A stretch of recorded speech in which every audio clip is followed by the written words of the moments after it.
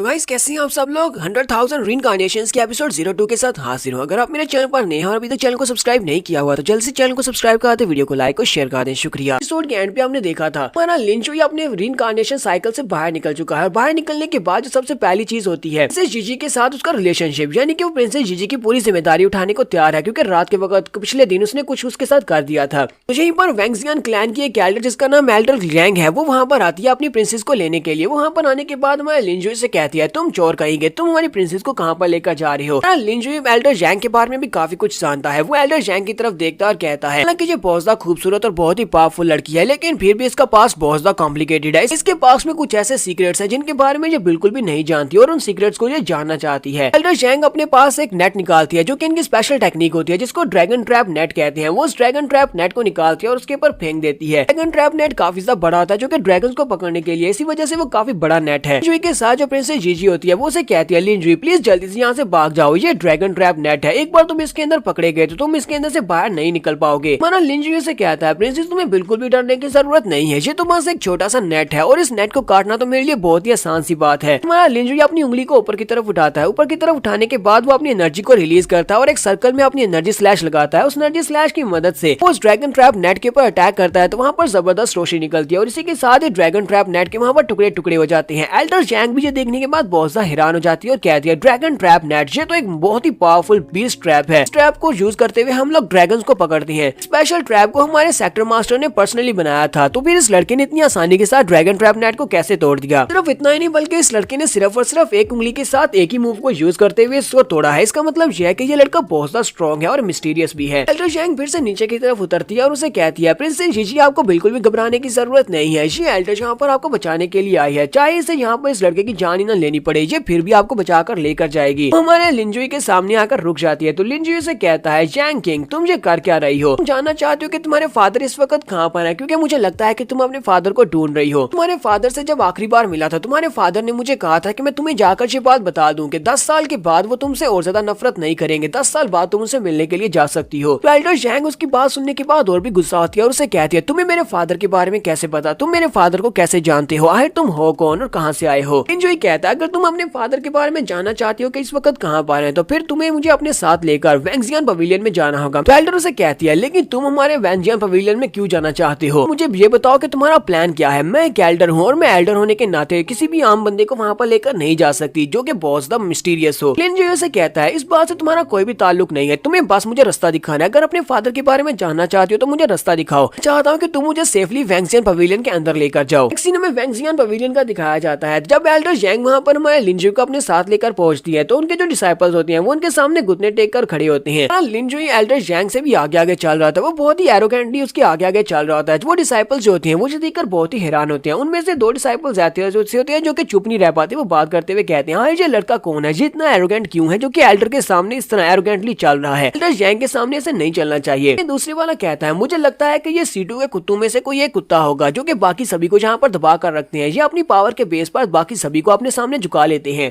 लिन जुई लोगों की बातें सुन लेता है और उनकी बातें सुनने के बाद एल्डर जैंग से कहता है एल्डर जैंग इन दोनों की कल्टीवेशन को डिसबॉलिश कर दो क्योंकि ये लोग तुम्हारी बैक के पीछे बात कर रहे हैं। वो लड़के उसकी बात सुनने के बाद कहते हैं लड़के तुम्हें क्या लगता है कि तुम कौन हो जो यहाँ पर हमारी एल्डर जैंग को ये कह रहे हो कि तो वो तुम्हारे ऑर्डर्स को फॉलो करे, वो तुम्हारे ऑर्डर्स को फॉलो नहीं करेंगे और ना ही हमें हर्ट करेंगी। एल्डर जैंग हमारे लिन जुई की बात सुनने के बाद अपनी तलवार को घुमाते हुए दोनों लड़कों पर अटैक करती है, दोनों की कल्टीवेशन को अबॉलिश कर देती है और उनसे कहते हैं तुम लोगों की हिम्मत कैसे हुई एल्डर जैंग के सामने इस तरह बात करने की, मैं यहाँ पर तुम्हारी एल्डर हूँ, मेरे सामने चुपचाप अपना सर झुकाकर बैठे रहो। बाकी के सभी लोग बहुत ज्यादा घबरा जाते हैं, उनमें से कोई भी वहाँ पर बात नहीं करता। वो लोग कहते हैं जी एल्डर प्लीज हमें माफ कर दे, आज के बाद हम में से और कोई भी यहाँ पर आपके सामने बात नहीं करेगा। लिन जुई फिर से आगे की तरफ चलना स्टार्ट करता है और उसके साथ साथ एल्डर जैंग उसके पीछे ही होती है। तो एल्डर जैंग उसे कहती है जरा रुको, मुझे ये तो बताओ कि तुम हमारे वैंगजियन पवेलियन में आए क्यों हो, तुम्हें हमारे सेक्टर से क्या चाहिए, जहाँ पर ऐसा क्या है जिसके लिए तुम आए हो। तो हमारा लिन उसे कहता है मैं यहाँ पर सुज़ेरिन किंजी से मिलने के लिए आया हूँ। वो उसे कहता है जाओ जाकर सुज़ेरिन को इस बारे में बता दो कि मैं उससे मिलने के लिए आया हूँ, उसे इन्फॉर्म करो और देखना वो मुझे खुद मिलने के लिए बुलाएगी। जैंग उसे कहती है बेवकूफ मत बनो, तुम सिर्फ और सिर्फ एक मॉडल नाम के एक्सपर्ट हो, तुम्हें क्यों लगता है कि हमारी एल्डर तुम्हें मिलने के लिए बुलाएगी, वो सिर्फ और सिर्फ एल्डर नहीं है बल्कि पूरे के पूरे वैंगजियन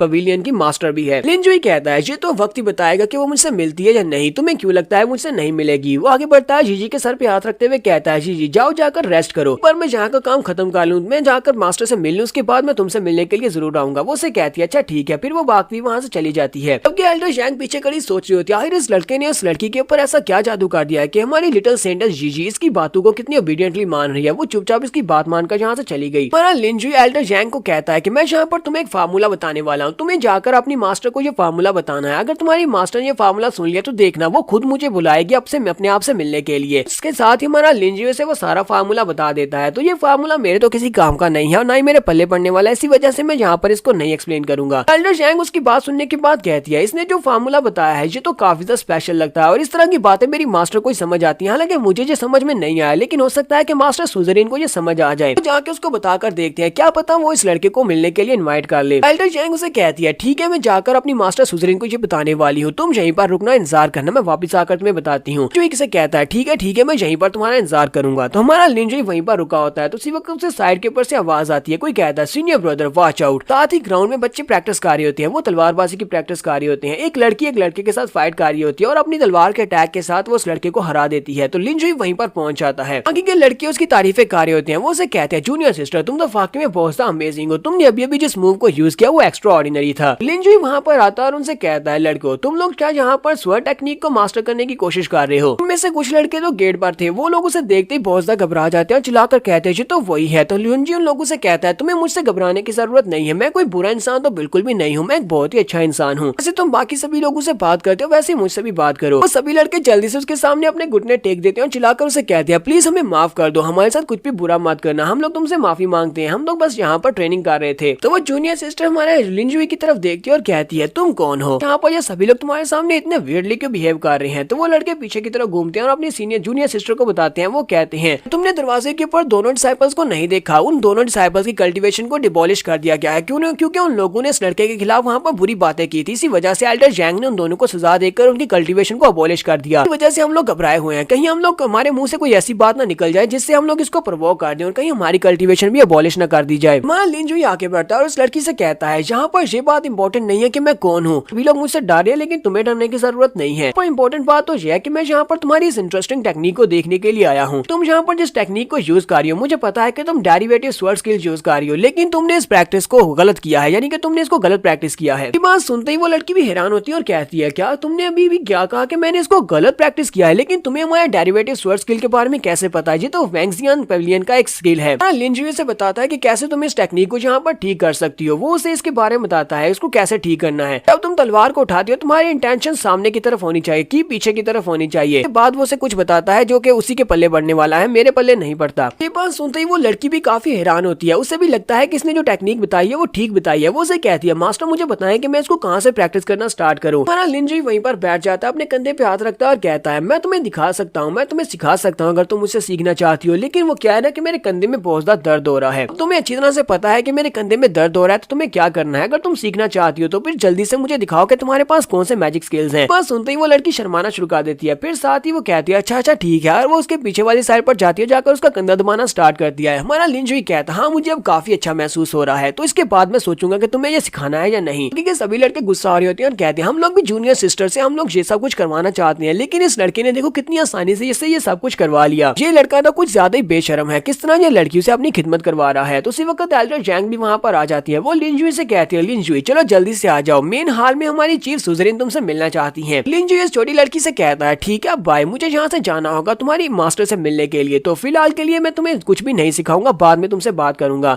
लिंजुई इस लड़की को बाय बोलने के बाद मास्टर सुजरीन से मिलने के लिए चला जाता है। उसके चले जाने के बाद मास्टर जैंग अपनी स्टूडेंट चियर से कहती है चियर तुम्हें पता है ना कि तुम्हारा मकसद क्या है, तुम्हारा मकसद और मार्शल आर्ट्स के सेकंड राउंड में कदम रखना है, लेकिन तुम यहाँ पर कर क्या रही हो, तुम बस इन बच्चों के साथ यहाँ पर प्रैक्टिस कर रही हो। तुम्हें बताया था कि तुम्हें आम मार्शल आर्ट्स की टेक्निक्स को मास्टर नहीं करना। तो चियर अपनी मास्टर से कहती है मास्टर ये बंदा कौन था, इस बंदे को हमारे डेरिवेटिव स्वर्ड स्किल के बारे में पता था और उसने मुझे यहाँ पर ये भी बताया कि मैं यहाँ पर गलती कर रही हूँ, मैं इस लास्ट मूव को अच्छे से प्रैक्टिस नहीं कर रही। तो जैंग उसे कहती है ये किस तरह की बातें कर रही हो, तुम्हें पता है ना कि हमारा ये डेरिवेटिव स्वर्ड स्किल ये वैंजियन सेक्टर का सीक्रेट स्किल है, इसके बारे में किसी को कुछ भी नहीं पता, और स्पेशली तुम्हारा ये लास्ट मूव जो 10वां मूव है, यानी कि इसकी जो 10वीं फॉर्म है वो अभी तक डिसाइफर भी नहीं की गई। फिर इस लड़के को इस बारे में कैसे पता चल सकता है। वो लड़की अपने बाजू को ऊपर की तरफ उठाती है और उसे कहती है मास्टर जैंग जरा देखना, उस लड़के ने मुझे जिस तरह बताया मैं बिल्कुल वैसे ही इसको दोबारा प्रैक्टिस करके देखने वाली हूँ, क्या वाकई में उसने सही बताया या गलत बताया। जब वो अपनी तलवार को ऊपर की तरफ उठाती है तो वो ठीक से उस टेक्निक को परफॉर्म कर लेती है, इसमें अभी भी कुछ थोड़ी बहुत कमी पेशियां बाकी है। एल्डर जैंग इस बात से बहुत हैरान होती है और कहती है ये इम्पॉसिबल है। हमारी फैमिली की सीक्रेट टेक्निक इस लड़के को कैसे पता चल गई और 10th फॉर्म तो अभी तक रिलीज भी नहीं हुई, तो फिर इसको कैसे पता चला कि इस टेक्निक को इस तरह परफॉर्म करना है।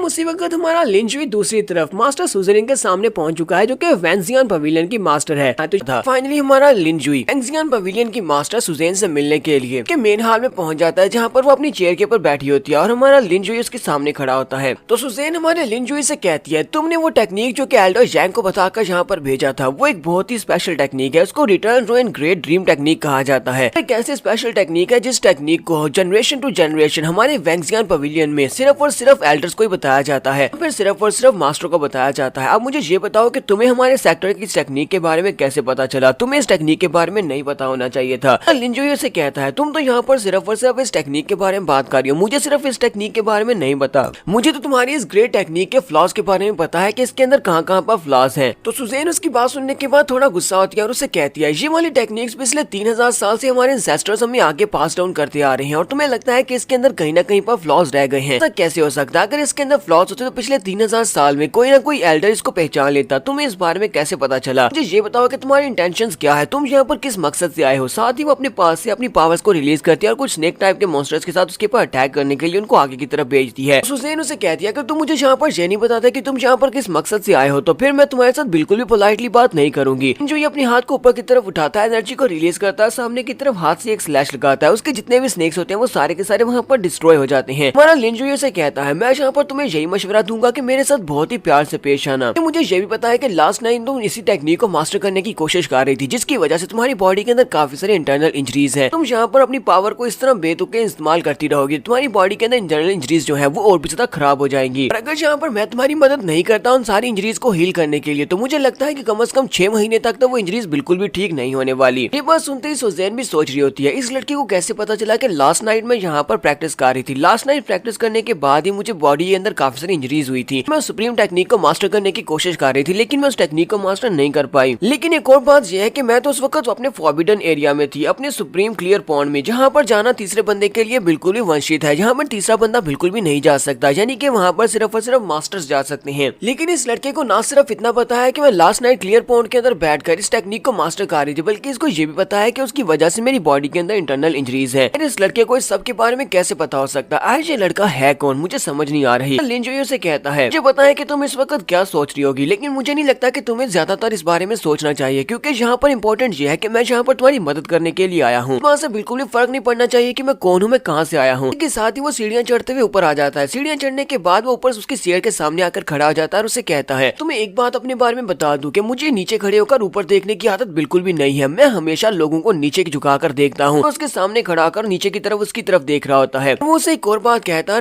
है दोबारा मुझे कभी भी डराने की कोशिश मत करना, क्योंकि मैं किसी की धमकियों से बिल्कुल भी नहीं डरने वाला। लिन जुई कहता है मुझे तुम्हारे सारे सीक्रेट्स के बारे में पता है, मुझे एक और बात भी पता है कि इस वक्त तुम्हें दो चीजें बहुत ज्यादा परेशान कर रही हैं। लिन जुई क्योंकि उसके बहुत ज्यादा करीब खड़ा होता है, इसी वजह से उसकी बॉडी के अंदर से उसकी की पावर रिलीज हो रही होती है। सुजेन भी सोच रही होती है ऐसा कैसे हो सकता है, ये लड़का तो मॉर्टल ड्राम के फर्स्ट लेवल पर है, मेरे सामने खड़े होकर इसका प्रेशर इतना ज्यादा रिलीज हो रहा है कि मेरी सांस बंद हो रही है। हमारा लिन जुई से बताता है कि वो दो बातें कौन सी हैं। वो उसे कहता है मुझे ये बात तो पता है कि डीमन सी लैंड और उसके साथ साथ रेड डीमन पवेलियन दोनों ने आपस में हाथ मिला लिए हैं, की वजह से वेंगजियन क्लैन के ऊपर और बहुत बड़ा खतरा आ चुका है, क्योंकि वो दोनों अगर आपस में मिल जाएं तो वेंगजियन क्लैन वालों को बड़ी आसानी से वो हरा सकते हैं। तुम्हारा वेंगजियन क्लैन कभी भी इन दोनों क्लैंस में से किसी एक का हिस्सा नहीं बनना चाहेगा, तुम हमेशा से इंडिपेंडेंट रहना चाहते थे। फिर साथ ही हमारा लिन जुई से कहता है और दूसरी बात यह है तुम्हारी कल्टीवेशन लेवल, तुम एक लंबे अरसे से अपनी कल्टीवेशन लेवल में फंसी हुई हो, तुम रीइंकार्नेशन के लास्ट स्टेप के ऊपर फंसी हुई हो, लेकिन तुम दूसरी ट्रांसेंडेंट ड्राम में अपने आप को ब्रेक थ्रू नहीं करवा पा रही। कितने साल गुजर चुके हैं लेकिन तुम ऐसा नहीं कर पा रही। तुम्हारी इस खामी के बारे में पता है, मुझे ये भी पता है कि तुम कैसे ब्रेक थ्रू कर पाओगी, इसी वजह से मैं तुम्हारी इस खामी को दूर कर सकता हूँ। लिन जुई यहाँ पर उसके सामने अपनी डील रखता है। वो उसे कहता है कि तुम यहाँ पर मुझसे वादा करो कि तुम मेरी डील को एक्सेप्ट करोगी, तो उस डील के मुताबिक मैं तुम्हारी मदद करूंगा और तुम्हें मेरी मदद करना होगी। तो ज़ेन उसे कहती है अच्छा फिर ठीक है, मुझे बताओ कि तुम्हें मुझसे क्या चाहिए। और साथ ही वो सोच रही होती है इस लड़की को मेरी कल्टीवेशन के बारे में पता है कि मेरी कल्टीवेशन टॉप लेवल पर फंसी हुई है और मैं अगले लेवल में लेवल अप नहीं कर पा रही। ये लड़का है कौन जिसे मेरे सेक्टर के इतने ज्यादा सीक्रेट्स के बारे में पता है। तुम्हारा लिन जुई से कहता है मेरी डील बहुत ज्यादा आसान है, मुझे तुम्हारी सेक्टर का सुप्रीम क्लियर पॉइंट चाहिए ताकि मैं वहाँ पर बैठकर कल्टीवेट कर सकूँ, ये बहुत ज्यादा आसान है। तो सेक्टर मास्टर सुजेन उसकी डील को एक्सेप्ट कर लेती है। यहीं से नेक्स्ट सीन हमें दूसरे मास्टर का दिखाया जाता है। मास्टर जानजू का सीन दिखाया जाता है। तो जानजू को जब पता चलता है कि उसके बेटे का एक बाजू कट चुका है, तो उसका बेटा जब उसके पास वापस आता है तो बहुत ज्यादा गुस्सा हो जाता है और चिल्लाकर कहते हैं कैसे हो गया। उसके सामने वो दोनों गार्ड्स होते हैं जो कि उसके साथ गए थे। वो उनसे कहते हैं क्या तुम लोग मेरे बेटे को प्रोटेक्ट भी नहीं कर सके। दोनों से कहते हैं सीनियर जानजू प्लीज हमें माफ कर दे, हम वाकई में मरना डिजर्व करते हैं, लेकिन असल में वो बंदा बहुत ज्यादा पावरफुल था। लेकिन हमें उस लड़के के बारे में न्यूज मिल चुकी है, हमें पता है कि इस वक्त वो कहाँ पर है। इस वक्त वो हमारी सेक्टर मास्टर सुजैन से मिलने के लिए मेन हॉल में मौजूद है। जैसे वो वहाँ से बाहर निकलेगा हम अपने लोगों को वहाँ पर भेजने वाले हैं और उसे मार डालेंगे। बेटे के बाजू के कटने का बदला हम उसे लेकर रहेंगे। ये बात सुनते ही एल्डर जानजू और भी ज्यादा गुस्सा हो जाते हैं और कहते हैं क्या वो बंदा वहाँ पर उस मेन हॉल में चला गया। अच्छा ठीक है तुम लोग दफा हो जाओ, मैं तुम्हारी शक्ल नहीं देखना चाहता। तो वो दोनों ही गार्ड्स बहुत ज्यादा खुश हो जाते हैं और उनसे कहते हैं मास्टर आपका बहुत बहुत शुक्रिया जो आपने हमारी जान बख्श दी, और वो उठकर वहाँ से जाने लगते हैं। जैसे वो थोड़ा सा आगे बढ़ते हैं उसी वक्त मास्टर जानजू वहीं पर खड़े खड़े अपनी आइस पावर्स को रिलीज करते हैं। वो अपनी आइस पावर्स को रिलीज करते हुए दोनों के ऊपर अटैक कर देते हैं। उन दोनों को भी समझ आ जाती है कि एल्डर ने उन्हें छोड़ा नहीं है। वो उसे गाली देते हुए कहते हैं कमीने कहीं के, तुमने यहाँ पर हमें धोखा दिया है। लेकिन अब तो देर हो चुकी है। ग्राउंड के ऊपर से आइस उनकी बॉडी के अंदर फैल जाती है और वो वहीं पर पूरे के पूरे आइस क्रिस्टल में तब्दील हो जाते हैं। मास्टर जानजू उन दोनों को आइस क्रिस्टल बनाने के बाद कहते हैं तुम्हारे जैसे कुत्तों का क्या फायदा जो कि अपने ही मालिक की रक्षा नहीं कर सकते, तो तुम लोग बिल्कुल बेकार हो। तो ऐसे कुत्तों को मार दिया जाता है और वो आगे बढ़ते हैं और अपनी पावर्स को रिलीज करते हुए दोनों क्रिस्टल स्टैचूज के ऊपर जाकर अटैक करने वाले हैं। उन दोनों के ऊपर अटैक करने के बाद वो उन दोनों की बॉडीज को वहीं पर टुकड़े टुकड़े कर देते हैं। यहाँ पर उसने उन दोनों गार्ड्स को मार दिया है तो उसका बेटा भी वहीं पर खड़ा होता है। उसका बेटा उसे कहता है डैड उस बंदे ने कहा था कि वो डीमन लैंड से आया हुआ है कैनवॉय है, क्या आपको भी लगता है कि वो कैनवॉय नहीं है, यानी कि वो डीमन लैंड से आया हुआ मैसेंजर नहीं है। डैड उसे कहते हैं बेवकूफ लड़के कहीं के, मैंने तुम्हें कितनी बार कहा है कि अपनी बेवकूफों वाली हरकतें छोड़ दो। तो डीमन लैंड से आया हुआ एनवॉय होगा, वो इनविजिबल होगा, यानी कि वो यहाँ पर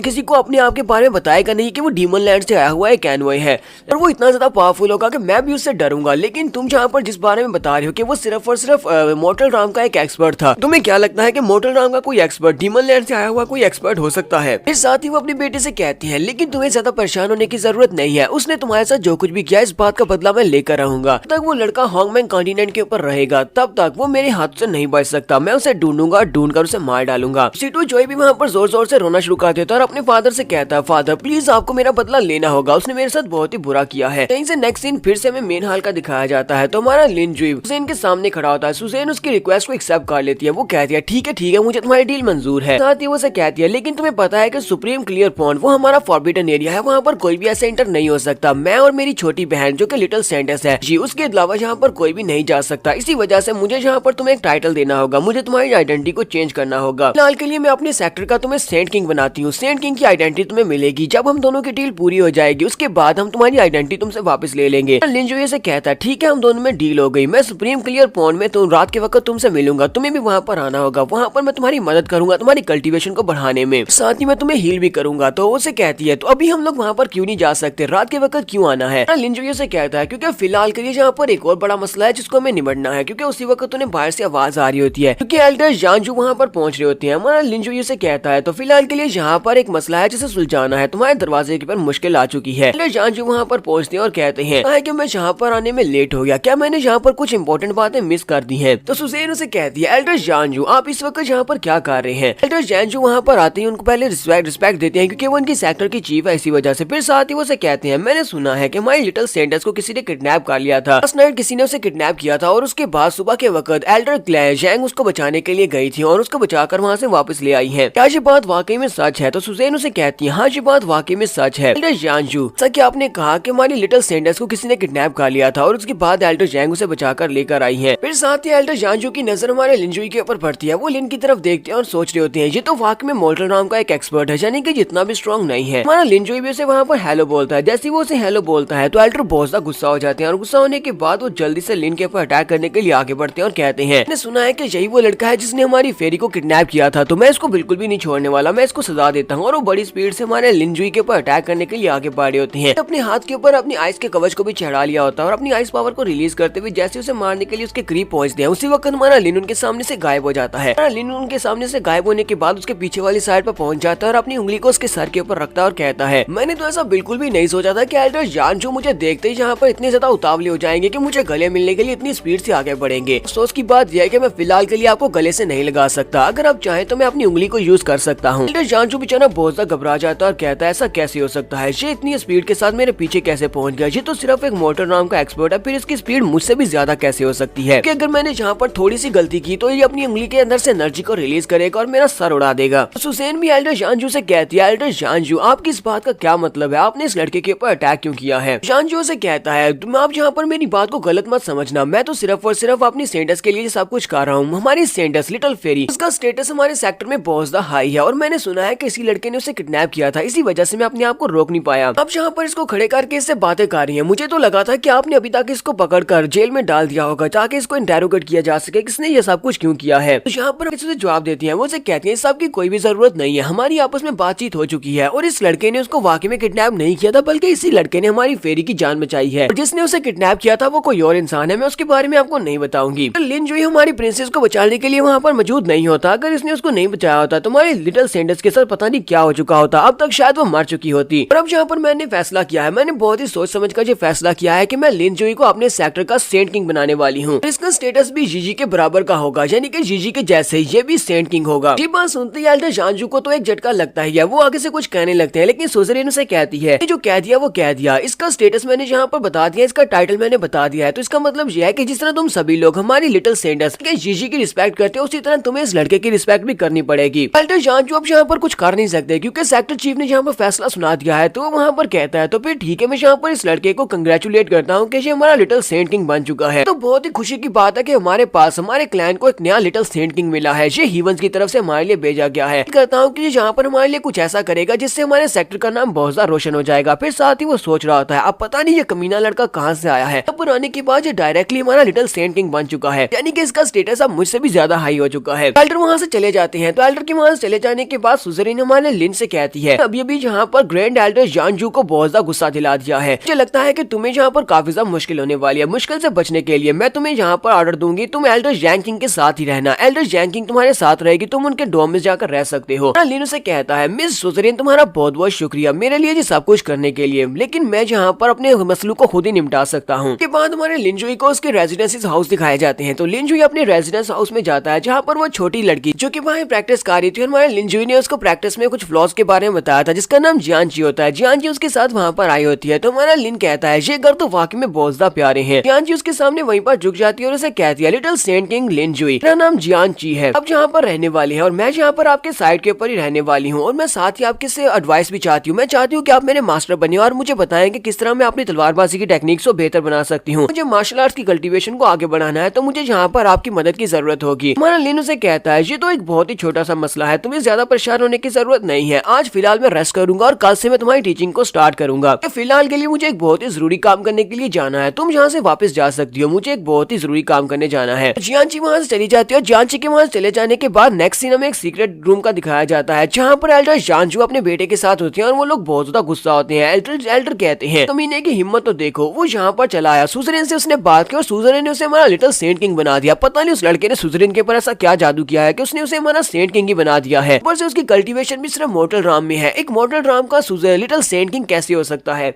उसका बेटा भी काफी ज्यादा गुस्से में होता है और कहता है फादर मुझे भी ये बात खत्म नहीं हो रही, मैं इस बात को मानने को तैयार नहीं हूँ। उसके फादर उसे कहते हैं अब हम लोग यहाँ पर कुछ भी नहीं कर सकते, लेकिन मुझे इतना पता है कि उसके लड़के के बारे में कुछ ना कुछ तो यहाँ पर खराब चल रहा है कि वो लड़का अपनी ट्रू पावर्स को यहाँ पर छुपा रहा है। मैंने उस लड़के के ऊपर अपनी फुल स्ट्रेंथ के साथ अटैक किया था, लेकिन उस लड़के ने मेरी फुल स्ट्रेंथ को भी वहाँ पर अवॉइड करते हुए मेरे पीछे वाली साइड पर चला गया, उसकी स्पीड भी मुझसे ज्यादा थी, मुझे यकीन नहीं हो रहा कि उसने ऐसा कैसे किया था। टीटू जो है अपने फादर से कहा था फादर उस लड़के के पास बहुत सारी एक्सेप्शनल मेडिसिन भी हैं। कल मैंने वहाँ पर जीजी को किडनैप करने के लिए उसे एक पॉइजन भी दिया था, वो एक बहुत ही स्पेशल पॉइजन था, लेकिन उस लड़के ने उसे कुछ मेडिसिन दी जिस मेडिसिन की मदद से उसने उसकी बॉडी के अंदर से पॉइजन के इफेक्ट को खत्म कर दिया। मुझे लगता है कि सुजरीन ने इन सारी बातों के ऊपर पर्दा डालने के लिए कि उनकी लिटिल सेंडर्स को किसी ने किडनैप कर लिया था और उसे पॉइजन भी दिया गया था, इन सारी बातों को छुपाने के लिए इस लड़के को जिसने उसकी जान बचाई है उसको डायरेक्टली लिटिल सेंट किंग बना दिया है ताकि ये सारी बातें यहीं पर कवर हो जाए। फादर उसे कहते हैं ये सारी बात की तो मुझे समझ आ रही है, लेकिन फिलहाल मुझे एक ही बात की समझ नहीं आ रही कि हम उसे मारेंगे कैसे, क्योंकि फिलहाल तो उसको मारना इम्पॉसिबल हो चुका है, वो हमारा लिटिल सेंट किंग बन चुका है। लिंड्रे वहीं पर पहुंच जाता है और कहता है तो मुझे बताओ कि यहाँ पर कौन ऐसा है जो मुझे मारना चाहता है, अगर तुम मुझे मारना चाहते हो तो अभी मुझे मार सकते हो। देखकर तो एल्डर जानचू बहुत ज्यादा गुस्सा भी होते हैं और साथ ही खुश भी होते हैं और कहते हैं जरा तुम्हारी हिम्मत तो देखो कि तुम मेरे ही यहाँ पर सीक्रेट पैलेस में चले आए जहाँ पर बैठकर मैं कल्टीवेट करता हूँ। अब जबकि तुम यहाँ पर चले ही आए हो तो फिर मुझे ये बता दो तुम यहाँ से जिंदा वापस कैसे जा पाओगे, तुम्हारे लिटिल सेंट किंग का जो टाइटल है वो तुम्हें यहाँ से बचाकर वापस नहीं ले जा पाएगा, अगर मैं तुम्हें यहाँ पर मार डालता हूँ तो कोई भी किसी को पता भी नहीं चलेगा। हमारा लिंची उसके सामने बड़े एटीट्यूड के साथ खड़े होकर उसे कहता है 30 साल गुजर चुके हैं लेकिन तुम एक कुत्ते के कुत्ते ही रहे, तुम यहाँ पर वो चीज हासिल नहीं कर पाए जिसको हासिल करने के लिए तुम्हारे ऊपर वाले लोगों ने तुम्हें यहाँ पर भेजा था, तुम एक वफादार कुत्ते बिल्कुल भी नहीं हो। बड़ी अफसोस की बात है कि तुम अभी तक उस पॉन्ड की मिस्ट्री को सॉल्व नहीं कर पाए। तुम्हें 30 साल गुजर चुके हैं, अभी तक तुमने ग्रेट रुइन ड्रीम टेक्निक को भी नहीं सीख पाए, जो कि तुम ग्रेट रुइन टेक्निक को सीखने के लिए जहाँ पर आए थे ताकि तुम आगे इसको पहचान सको। और सिर्फ इतना ही नहीं, बल्कि तुमने अपने बेटे C2 जोई को सेवंथ एम्परर की फियांसी को किडनैप करने के लिए भेज दिया। तुम लोगों की हिम्मत तो बहुत ज्यादा बढ़ चुकी है। तुम्हें क्या लगा था कि सेवंथ एम्परर इस बात को इसी तरह जाने देंगे? वो अपने पास एक पिल निकालता और कहता है कि इतने साल गुजरने के बाद अब तुम्हें इस एंटीडोट की जरूरत बिल्कुल भी नहीं है। ये एंटीडोट जो मैं तुम्हारे लिए लेकर आया हूँ। देखते ही बहुत ज्यादा हैरान हो जाते हैं और कहते हैं ये तो जियाओ पॉइजन पिल है, इसके पास ये पिल कहाँ से आई है? कहीं ऐसा तो नहीं है कि ये वाकई में डीमन सी लैंड से आया हुआ वो मैसेंजर है? जल्दी से हमारे लिंजुई के सामने अपना सर झुका देता है और एल्डर जानजू कहता है हाँ ये बात वाकई में सच है कि मैं एक कुत्ता हूँ, मैं एक बहुत ही लो क्वालिटी का कुत्ता हूँ। अपनी ग्रेट एनवई को यहाँ पर रिस्पेक्ट देता हूँ, प्लीज मुझे माफ कर दे, मैं आपको पहचान नहीं पाया। साथ ही वो अपने बेटे C2 जोई से भी कहते हैं कमीने कहेंगे जल्दी से यहाँ पर आओ और इसके सामने अपना सर झुकाते हुए इसको रिस्पेक्ट दो, ये डीमन सी लैंड से आए हुए हमारे मैसेंजर है। जल्दी से भागता हुआ हमारे लिन के सामने आकर झुक जाता है। दोनों उसके सामने अपने सर झुकाकर बैठे होते हैं, लेकिन C2 जोई साथ ही इस बारे में सोच रहा होता है। वो कहता है फादर ने तो कहा था कि ये मैसेंजर नहीं है, लेकिन देखो जरा फादर भी इसके सामने अपना सर झुकाकर बैठे हुए हैं, इसका मतलब यह है कि ये वाकई में मैसेंजर था। हमारा लिन जोई उसके बेटे C2 से कहता है C2 जोई लास्ट टाइम मैंने तुम्हारा सिर्फ और सिर्फ एक बाजू काटा था क्योंकि मैंने तुम्हारे पर तरस खाया था, इसी वजह से मैंने तुम्हें जिंदा छोड़ दिया था। देखो तो सही, तुम यहाँ पर वापस आने के बाद अपनी मिस्टेक के पर रिपेंट करने की बजाय तुम यहाँ पर दोबारा मुझे मारने का प्लान बना रहे हो और तुम्हारा फादर वाकई में यहाँ पर सब कुछ बर्बाद करने पर तुले हुए हो। लोग जहाँ पर पिछले 30 साल से हो, लेकिन तुम लोग उस क्लियर पॉइंट की मिस्ट्री को हासिल नहीं कर पाए, लेकिन मैं एक ही दिन में यहाँ पर आकर तुम्हारा सेंट किंग बन गया और उस क्लियर पॉइंट की मिस्ट्री को हासिल करने वाला हूँ। तुम दोनों को पता है कि तुम लोगों ने यहाँ पर कौन से क्राइम्स किए हैं। तो मास्टर जान जो चिल्लाकर उसे कहते हैं सर प्लीज मुझे माफ कर दे, लोग वाकई में अंधे हो गए थे और आपको पहचान नहीं पाए थे। आपको पता है कि मेरी बॉडी के अंदर इस वक्त पॉइजन है और तो आपके पास जो जियाओ पॉइजन पिल है, इसी की मदद से मैं अपने पॉइजन के इफेक्ट्स को कम कर सकता हूँ। अगर वो पॉइजन के इफेक्ट्स कम नहीं हुए, बॉडी के अंदर जो पॉइजन है और भी ज्यादा एग्रेसिव हो जाएगा। मैं यहाँ पर आपसे भीख मांगता हूँ कि आप इस जियाओ पिल को मुझे दे दें, जो कि मेरे पॉइजन का एंटीडोट है। इस पिल की मदद से मैं अपनी सफरिंग्स को कम कर सकता हूँ। उसके बाद मैं आपके सारे के सारे ऑर्डर्स को फॉलो करूंगा, जो भी आप कहेंगे मैं उन ऑर्डर्स को फॉलो करूंगा, यहाँ तक कि आपके लिए मरने को भी तैयार हूँ। लिन अपने पास उस पिल को उसकी तरफ फेंक देता और कहता है चलो जो कुछ भी हो चुका है उस सबको भूल जाओ। अब मैं यहाँ पर तुम दोनों को एक नई बात बताता हूँ कि तुम दोनों को प्लान में कुछ भी ऐसा उल्टा सीधा नहीं करना जिससे कि मेरा प्लान फ्लॉप हो जाए, क्योंकि अब यहाँ पर मैं खुद आ चुका हूँ, तो प्लान को मैं खुद अपनी मर्जी से पूरा करूंगा और तुम्हें जो भी कहूंगा तुम्हें वो करना होगा। तो मास्टर जान जो उस पिल को कैच कर लेते हैं और उसे कहते हैं सर आपका बहुत बहुत शुक्रिया, ये कुत्ता आपकी बात को हमेशा याद रखेगा। आपने मुझे ये एंटीडोट दिया, मेरे पर बहुत बड़ा एहसान किया। और साथ ही वो एंटीडोट को खा जाता है और साथ ही सोच रहा होता है समझ नहीं आ रही कि इस एनवी ने यहाँ पर एंटीडोट को इतनी आसानी के साथ मुझे कैसे दे दिया, लेकिन ये तो अच्छी बात है कि इसने एंटीडोट वाली पिल मुझे दे दी है। वो पिल को खा जाता है। पिल को खाने के बाद हमारा लिन उसे कहता है क्योंकि मैंने तुम्हें यहाँ पर पिल दे दी है तो मैं तुम्हें बता दूं, पिल को मैंने अपने हाथों से रिफाइन किया है, तो मैं कभी भी इस पिल के इफेक्ट्स को खत्म कर सकता हूँ। यहाँ पर मेरे हर ऑर्डर्स को फॉलो करना होगा। अगर तुम मेरे ऑर्डर्स को फॉलो नहीं करते हो, यहाँ पर कुछ भी उल्टा सीधा करने की कोशिश करते हो, तो मैं इस पिल के इफेक्ट को खत्म कर दूंगा, जिससे पॉइजन तुम्हारी बॉडी में फैल जाएगा और तुम मर जाओगे। मास्टर जान जो भी अपनी बॉडी की तरफ देखते हैं, उनके हार्ट के ऊपर सील लग चुकी है उस पिल के खाने के बाद। साथ ही वो हमारे लिंजुई के सामने अपना सर फिर से झुका देते हैं और कहते हैं प्लीज एनवेद आपको बिल्कुल परेशान होने की जरूरत नहीं है, अब दोबारा ऐसा बिल्कुल भी नहीं होगा, हम कोई भी उल्टा सीधा काम नहीं करेंगे। तो आप कहेंगे हम सिर्फ और सिर्फ वही काम करेंगे।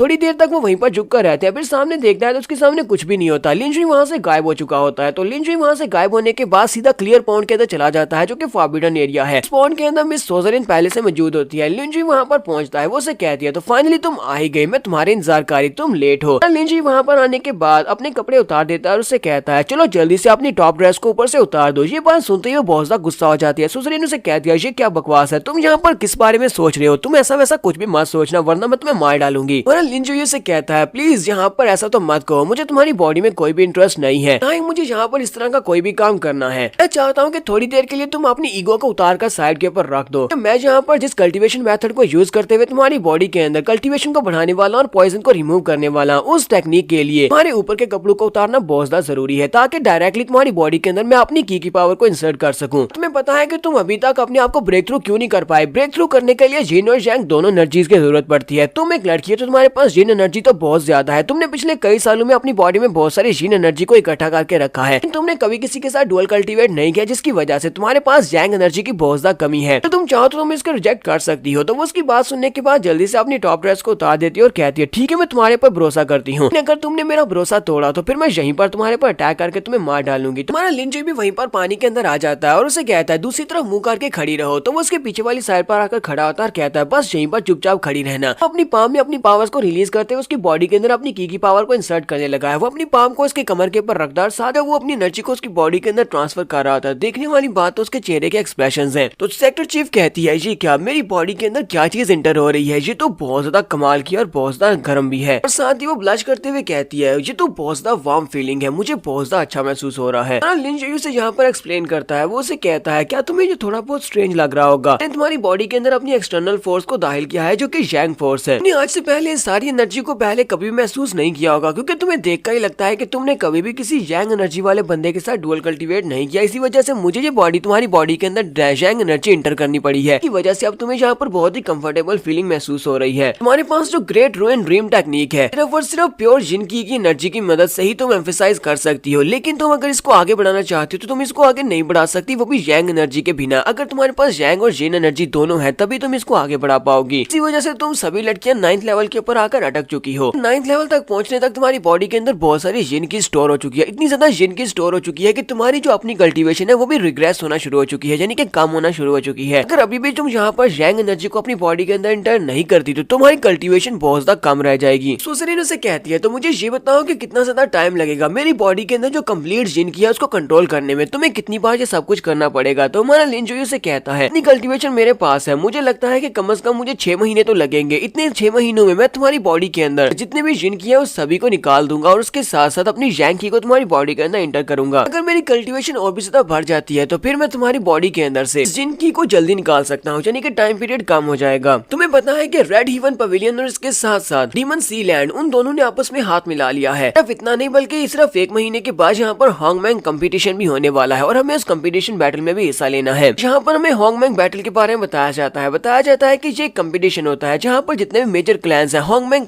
कॉन्टिनेंट के वो सारे आकर एक दूसरे के साथ फाइट करते हैं। सिर्फ और सिर्फ क्वालिफिकेशंस वाले टैलेंटेड लोगों को ही वहाँ पर इस कंपटीशन में हिस्सा लेने की इजाजत होती है। जो भी इस कंपटीशन को जीता है उसके क्लैन मेंबर्स को टाओ रिवर के अंदर जाने का मौका मिलता है। टाओ रिवर जो है वो हॉन्गमैंग कॉन्टिनेंट में एंशिएंट टाइम से यहाँ पर बह रहा है। टाओ रिवर के अंदर बैठकर कल्टीवेट करने से आपकी कल्टीवेशन तेजी के साथ बढ़ती है, लेकिन सिर्फ और सिर्फ उसी क्लैन को उस टाओ रिवर के अंदर जाने की इजाजत मिलती है जो कि हॉन्गमैंग कंपटीशन में अपने आप को जिताते हैं, उनका क्लैन ही वहाँ पर जा सकता है। इसी वजह से हॉन्गमैंग का जो कंपटीशन होता है ये बहुत ज्यादा इंपॉर्टेंट होता है। सभी क्लैन के मेंबर्स यहाँ पर अपनी जी जान लगा देते हैं ताकि वो टॉप पोजीशन के ऊपर पहुंच सके। तो सुसरीन हमारे लिन जुई को बताती है कि हमारे हॉन्गमैंग कॉन्टिनेंट में बहुत सारे छोटे मोटे क्लैंस हैं, यहाँ तक कि बहुत सारे सेक्टर्स भी हैं। इनमें 3 बड़े पावरफुल क्लैंस हैं जिनके पास ज्यादा पावर्स हैं। इन तीनों क्लैंस में से कोई एक क्लैन ही होता है जो कि हमेशा टॉप पोजीशन के ऊपर आता है और हमारा फॉरगॉटन इमॉर्टल क्लैन यानी कि हमारा वैंगजियान क्लैन ये तो किसी भी खाते में नहीं आता, यानी कि हमारा क्लैन बाकी के सभी क्लैंस में से सबसे ज्यादा कमजोर है। अगर मैं सच कहूँ तो पिछले कई साल हम लोग यहाँ पर इस कंपटीशन में हिस्सा लेते रहे हैं और हम लोग कभी भी नहीं जीत पाए। इसी वजह से मैंने गिव अप कर दिया है, हम लोग इस बार कंपटीशन में हिस्सा नहीं लेंगे। लिन जुई से कहता है ये टाइम गिव अप करने का तो बिल्कुल भी नहीं है, क्योंकि अभी जो तुम्हारे पास मैं आया हूँ कहता है जबकि तुम्हारे पास मेरी हेल्प है तो इसका मतलब यह है कि हम लोग इस बार के कंपटीशन को जीत सकते हैं। तुम्हें वही करना होगा जो मैं तुम्हें कहता हूँ, तो तुम बिल्कुल ठीक रहोगे और हम लोग इस कंपटीशन को जीत पाएंगे। इस सुसरीन से कहती है अच्छा ठीक है जो तुम कहोगे मैं वही करूंगी। और उसके बाद वो पीछे की तरफ मुड़ जाता है और कहता है आज के लिए इतना काफी, अब जाओ तुम यहाँ से चली जाओ और जाकर कल का इंतजार करो, क्योंकि मैं यहीं पर रहने वाला हूँ, रहकर कल्टीवेट करूंगा और कल रात के वक्त तुम इसी वक्त सेम टाइम पर मुझे मिलना, हम लोग दोबारा से यहाँ पर यही प्रोसीजर करेंगे। उसके वहाँ से चले जाने के बाद हमारा लिन जुई वहीं पर बैठकर कल्टीवेट करता है। थोड़ी देर कल्टीवेट करने के बाद हमारा लिन जुई कहता है ये पोर्न तो वाकई में बहुत ज्यादा अमेजिंग है, यहाँ पर ब्रिलियंट की पावर इतनी ज्यादा है कि उसको एब्जॉर्ब करने के बाद जो कि इमॉर्टल राम का कल्टीवेटर था अब मैं स्पिरिट राम का कल्टीवेटर बन चुका हूँ। अब मुझे पता चला कि क्लियर पॉन्ड के अंदर बैठकर कल्टीवेट करना कैसा होता है। अपनी पिछली 1 लाख साल की जिंदगी में यहाँ पर आना चाहता था लेकिन मुझे कभी भी यहाँ पर आने नहीं दिया गया। लिन जुई वहाँ पर प्रैक्टिस कंप्लीट करने के बाद वहाँ से वापस अपने रूम की तरफ आ रहा होता है। जैसे वो रूम की तरफ वापस आता है जियांची वहाँ पर पहले से बैठी होती है, वो उसका इंतजार कर रही होती है। तुम्हारा लिन जुई से कहता है लड़की तुम यहाँ पर क्या कर रही हो, क्या तुम मेरा इंतजार कर रही हो? तो वो उसे कहती है मास्टर सेंट किंग लिटिल सेंडस आपका अंदर इंतजार कर रही है, वो कब से आपका इंतजार कर रही है, मैंने उसको अंदर बिठा दिया था, इसलिए आप जल्दी यहाँ पर आने वाले हैं। हमारा लिन जुई से कहता है क्या वाकई में वो अंदर मेरा इंतजार कर रही है? तुम्हारा लिन जुई जल्दी से अंदर चला जाता है। हमारा लिन जुई अंदर जाता है तो लिटिल सेंडस यानी कि प्रिंसेस जेजे जल्दी से भागती हुई आगे बढ़ती है और उसे कहती है तो फाइनली तुम वापस आएगी, मैंने तुम्हारा कितना ज्यादा इंतजार किया। हमारा लिन जुई भी उसे अपने गले से लगा लेता है और कहता है शिनजी तुम यहाँ पर क्या कर रही हो, क्या तुम मुझसे मिलने के लिए आई हो? वो उसे कहती है हाँ मैं तुम्हारे बारे में काफी ज्यादा परेशान थी, मैंने सुना कि तुम सेक्टर चीफ से मिलने के लिए गए थे और सेक्टर चीफ ने काफी ज्यादा मुश्किल से ट्रीट किया है, इसी वजह से मैं यहाँ पर तुमसे मिलने के लिए आई हूँ। साथ ही वो कहती है मैंने ये भी सुना है कि मेरी बड़ी बहन यानी कि सुजरेन ने हमें हमारा सेंट किंग बना दिया है। मेरी बहन ने आज तक पहले किसी भी इंसान के साथ ये सब कुछ नहीं किया, इस बात से मुझे बहुत ज्यादा हैरानी हो रही है। क्या मेरी बहन ने ऐसा क्यों किया होगा, उसने तुम्हारे साथ ये क्यों किया? तुम्हारा लिन जुई से कहता हो सकता है कि मेरे पास कुछ स्पेशल एडवांटेज है, इसी वजह से उसने मेरे साथ ये सब कुछ किया है, क्योंकि मैं तुमसे प्यार करता हूँ इसी वजह से। वो उसे कहती है हाँ तुम वाकई में एक बहुत ही बुरे लड़की, और साथ ही वो शर्मा भी रही होती है। ये दोनों यहीं पर बैठकर आपस में गप्पे लगा रहे होते हैं, जबकि जियांची वहीं पर साइड के ऊपर बैठी होती है। जीजी उसे कहती है, ब्रदर लिनजुई, मुझे नहीं लगा था कि एक इंसान के साथ मिलकर इतना ज्यादा मजा आएगा, तो मुझे तुम्हारे साथ मिलकर बहुत ज्यादा मजा आ रहा है। साथ ही वो उसे कहती है, तुम्हें पता है ना कि हम लोगों ने वो सब कुछ कर लिया हुआ है, इसी वजह से जीजी आज के बाद सिर्फ और सिर्फ तुम्हारी है। ये प्रिंसेस हमेशा तुम्हारा इंतजार करेगी और किसी भी दूसरे इंसान को अपने आप को टच भी नहीं करने देगी। 2 साल के बाद अगर डीमन एम्परर यहाँ पर समन करने के लिए आते हैं, क्योंकि 2 साल के बाद डीमन एम्परर के साथ मेरी शादी होनी है, अगर वो मुझे लेने के लिए आते भी हैं तब भी मैं उनको रिजेक्ट कर दूंगी, मैं उनके साथ बिल्कुल भी नहीं जाने वाली, मुझे जहाँ पर मरना ही क्यों ना पड़े। यहाँ पर फिर से डीमन एम्परर के बारे में बताया जाता है कि डीमन एम्परर जिसके साथ इसकी शादी होनी है 2 साल के बाद, उसका नाम कीजी है, वो नाथरन स्टार राम का एम्परर है। 2 साल के बाद वो बहुत सारी लड़कियों के साथ शादी करने वाला है। 2 साल के बाद आसपास के जितने भी पावरफुल क्लैंस हैं उन सभी में से बहुत ही स्पेशल लड़कियों को उसकी शादी करने के लिए चूज किया गया है, में से प्रिंसेस जीजी भी एक है, ताकि वो इन सभी को फर्नेस के तौर पर यूज कर सके। वो इन सभी के साथ डुअल कल्टीवेट करने के बाद इन सभी की प्योर की पावर को लेना चाहता है, इसी वजह से वो इतनी ज्यादा लड़कियों के साथ शादी कर रहा है। लेकिन असल में बात यह है कि इन सभी की कल्टीवेशन की पावर लेने के बाद इनका कुछ भी नहीं बचता, ये सारी की सारी लड़कियां मर जाती हैं। अरे लिनजुई को तो ये सारी की सारी बात पता होती है। लिनजुई कहता है, अब जबकि तुम मेरी लड़की बन चुकी हो, यानी कि अब तुम मेरी गर्लफ्रेंड हो, तो इस बात का भरोसा रखो कि मैं कोई ना कोई ऐसा तरीका ढूंढ लूंगा कि 2 साल के बाद तुम्हें उस एम्परर के साथ जाना नहीं पड़ेगा। तो प्रिंसेस जीजी भी इस बात से बहुत ज्यादा खुश हो जाती है और उसे कहती है, ब्रदर लिनजुई तुम्हारा बहुत बहुत शुक्रिया, अब काफी ज्यादा देर हो चुकी है, अब मुझे भी वापस चलना चाहिए, तुम भी जाकर सो जाओ। साथ ही यहाँ पर प्रिंसेस जियांची के लिए रिक्वेस्ट भी कर देती है। वो उसे कहती है, ब्रदर लिनजुई, जियांची मेरी बहुत ही अच्छी दोस्त है, अगर तुम इसको गाइड कर सको तो प्लीज इसको गाइड जरूर करना, मैं चाहती हूँ कि तुम इसके मास्टर बनकर इसको ट्रेन करो। लिनजुई से कहता है, हाँ क्यों नहीं, तुम इसके बारे में बिल्कुल परेशान ना हो, मैंने इसे पहले ही कहा था कि मैं इसका मास्टर बनकर इसको ट्रेन करूंगा। जियांची भी हमारे लिनजुई से कहती है, मैं प्रिंसेस को वापस इसके डॉम्स तक छोड़कर आती हूँ ताकि फिर मैं आकर आपसे तलवारबाजी की टेक्निक सीख सकूं। तो हमारा लिनजुई से कहता है, अच्छा ठीक है, रास्ते में बहुत ज्यादा ध्यान रखना। जियांची भी यहाँ पर यही सोच रही होती है कि इन दोनों के दरमियान में किस किस्म का रिलेशनशिप है। प्रिंसेस यहाँ पर इससे आकर मिल रही है, ये भी उसके साथ बड़ी हंसकर बातें कर रहा था। दोनों वहां से चली जाती है। उनके चले जाने के बाद हमारा लिनजुई वहीं पर खड़ा खड़ा सोच रहा होता है, चलो ठीक है, हम सोने का टाइम हो चुका है। फिर साथ ही वो ऊंची आवाज में कहता है, अब जबकि तुम्हारे डिसाइपल और प्रिंसेस जीजी यहाँ से चले गए हैं, तो मुझे लगता है कि तुम्हें मेरे साथ ही आकर सोना चाहिए। हमारा लिनजुई यहाँ पर एल्डर जैंग से बात कर रहा होता है, क्योंकि एल्डर जैंग वहीं पर दीवार के पीछे छुपी होती है और लिनजुई को महसूस हो जाता है। एल्डर जैंग भी जल्दी से वहाँ से बाहर निकल आती है और उसे कहती है, सेंट किंग प्लीज आपको यहाँ पर तमीज से बात करनी चाहिए, मैं यहाँ पर आपके साथ नहीं सो सकती, क्योंकि मैं इस पूरे वैंगजियान क्लैन की 12 एल्डर्स में से एक महान एल्डर हूँ। हमारा लिनजुई इसके पास सुनने के बाद कहता है, तुम एक एल्डर हो तो इस बात का क्या मतलब है, मुझे ये बताओ, क्या एल्डर का ओहदा सेंट किंग से ज्यादा होता है? वो उसे कहती है, नहीं। लिनजुई साथ ही उसकी बड़ी बड़ी चेस्ट को घूर कर देख रहा होता है। वो अपनी चेस्ट को छुपाते हुए कहती है, ये तुम क्या कर रहे हो, तुम किस तरफ देख रहे हो, तुम एक बहुत ही बेशरम लड़के हो। लिनजुई से कहता है, मैं इस तरह का कुछ भी नहीं सोचा और ना ही मैं कोई बहुत ही बेशरम इंसान हूँ, चलो चुपचाप मेरे साथ अंदर आ जाओ। लिनजुई से कहता है, तुम्हारी सेक्टर चीफ सुजरीन ने कहा था कि मुझे एल्डर जैंग के साथ रहना है, तो आज मैं तुम्हारी रेजिडेंस में ही रहने वाला हूँ, तो तुम जहाँ पर मुझे अपने साथ लेकर आई थी और तुम ये सेक्टर चीफ के पास मुझे लेकर भी गई थी, तो चुपचाप मेरे साथ आ जाओ। नहीं लगता कि अगर तुम मेरे साथ रहोगी कि तुम्हें अपने फादर के बारे में इन्फॉर्मेशन ज्यादा जल्दी मिल सकती है, इसी वजह से मुझे लगता है कि हम दोनों को आज के बाद एक दूसरे के साथ ही रहना चाहिए। वो उसे चिल्लाकर कहती है, नहीं, मैं ये बिल्कुल भी नहीं करने वाली, ये बताओ कि तुम मुझे अपने साथ रखकर मुझसे क्या करवाना चाहते हो। जो कमरे के अंदर चला जाता है, बेड के ऊपर बैठता है और उसे इशारा करते हुए कहता है, कुछ भी नहीं, चलो जल्दी से यहाँ पर आकर मेरे पास बैठो। अगर तुम यहाँ पर मेरे पास आकर बैठती हो तो जनरली मैं तुम्हें बता ही दूंगा कि तुम्हारा फादर इस वक्त कहाँ पर है, उसकी लोकेशन क्या है। तुम नहीं बैठती तो फिर मैं तुम्हें कुछ भी नहीं बताऊंगा। एल्डर जैंग उसकी बात मानने को बिल्कुल भी तैयार नहीं होती। वो शर्माते हुए कहती है, मैं तुम्हारी बात बिल्कुल भी नहीं मानूंगी। तो लिनजुई कहता है, तुम्हारे पास 2 ऑप्शन है, या तो यहाँ पर आकर मेरे पास बैठ जाओ या फिर चुपचाप यहाँ से वापस मुड़ जाओ और वापस मत आना। वो उसकी बात सुनने के बाद और भी ज्यादा ब्लश कर रही होती है। फिर साथ ही वो कहती है, मेरे पास तो कोई ऑप्शन नहीं है, और वो सीधी आकर उसके साथ ही बिस्तर के ऊपर बैठ जाती है और उसे कहती है, अब तुम ये मत कहना कि तुम्हें मेरे साथ कुछ और भी करना है। लिनजुई से कहता है, नहीं नहीं, बिल्कुल बेफिक्र हो जाओ, मुझे तुम्हारे साथ और कुछ भी नहीं करना। और साथ ही वो बिस्तर के ऊपर वहीं पर लेट जाता है। उसे कहता है, तुम्हारे साथ आज कुछ भी नहीं होने वाला, और वहीं पर वो सो जाता है। एल्डर जैंग जब लिनजुई की तरफ देखती है तो वो बड़ी आराम से वहाँ पर सो रहा होता है। वो कहती है, ऐसा कैसे हो सकता है, ये इतनी जल्दी सो कैसे गया, मुझे तो लगा था कि यहाँ पर मेरे साथ कोई गंदी हरकत करेगा, लेकिन ये तो बहुत अच्छी बात है कि ये चुपचाप यहाँ पर सो गया है। समझ नहीं आ रही कि इस लड़के ने मुझे अंदर क्यों बुलाया और अपने साथ बेड के ऊपर क्यों बिठाया, मुझे तो लगा था ये कुछ और करने वाला है, लेकिन ये तो यहाँ पर बड़े आराम से सो रहा है। चलो ठीक है, फिर मैं भी यहाँ पर सो जाती हूँ। लोग अपनी सेकंड एपिसोड का एंड करेंगे। एपिसोड की एक्सप्लेनेशन अच्छी लगी हो तो कमेंट करके जरूर बताइएगा। चैनल को सब्सक्राइब कर दे, वीडियो को लाइक और शेयर कर दे। शुक्रिया।